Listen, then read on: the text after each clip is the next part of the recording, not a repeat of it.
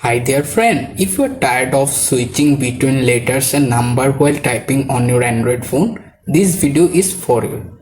I'll show you enable the number row on your keyboard in just a few simple steps. Let's make typing faster and easier. First of all, open any messages field such as search bar, messages app or any other if you like. After that your keyboard is appear pop-up.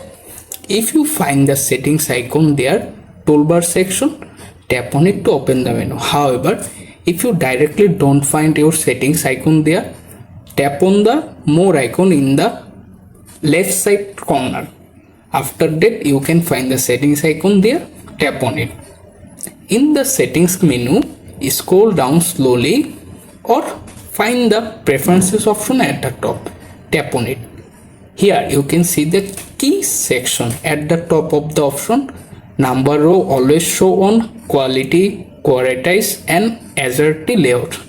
Right now this option my phone is disabled, so tap on it to turn it on. After this option enabled, you have successfully done.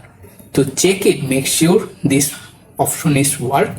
So back to the keyboard appear menu, and this time right now show the number row in my keyboard center. I hope you found this video helpful. Thanks for watching.